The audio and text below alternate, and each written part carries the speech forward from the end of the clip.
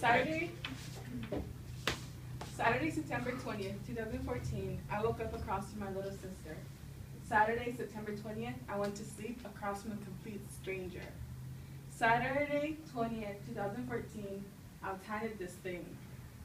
When I was handed this thing, I was completely confused. I live in the Cal State LA dorms, and this is a key that opens the door to apartment 5305. This is a key that opened the door to strangers to come into my life and become some of my closest friends.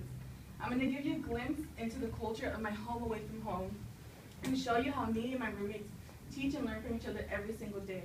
I'm going to tell you about this key that opens the door and how it relates to the culture of my dorm and how my dorm's culture has affected me. At first, you might not even think this is key. I was completely confused.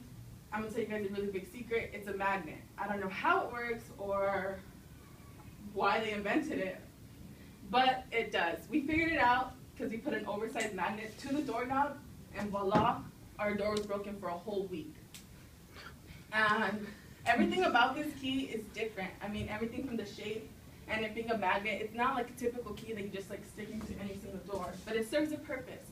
It being a magnet keeps us from being able to get broken into because people can pick locks. I don't think anybody figured out that this is a magnet or can figure out a way to break into our dorm, so it keeps us safe.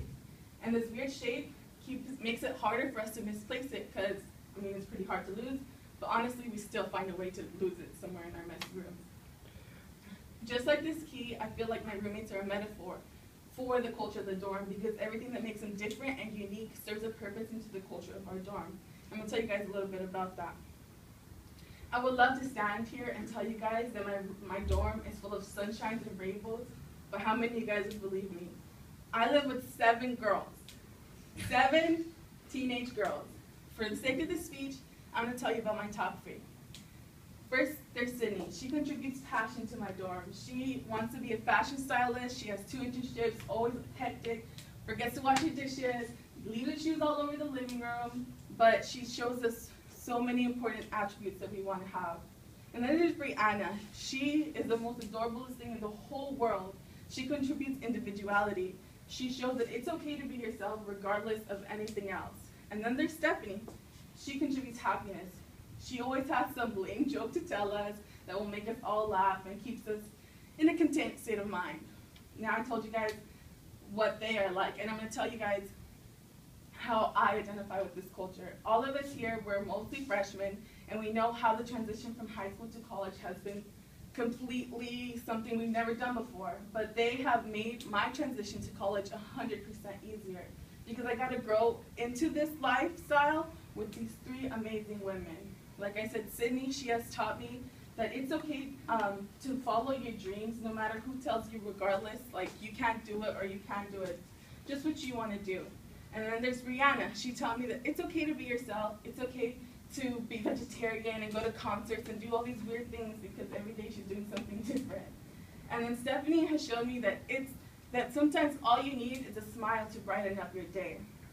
And those 3 things are something that I'm going to carry with me throughout my whole college life and hopefully on there forward. Now I'm going to tell you guys how I play into the culture of this dorm and how it's affected me. I'm like chicks to all my little I'm the mother hen to all my little chicks, you know. The first week I met them, I sewed their costumes to go to a toga party out of my pillow sheets because we were like frantic about how we were going to dress them. You know, for Sydney, I play a really important role in organizing her life and making sure she eats at least once a day because sometimes she's so busy she forgets to even go to sleep. For Brianna, I make this perfect study companion. We listen to music and we do Miss Kuhn's homework that drives us up the wall. She's a little crazy.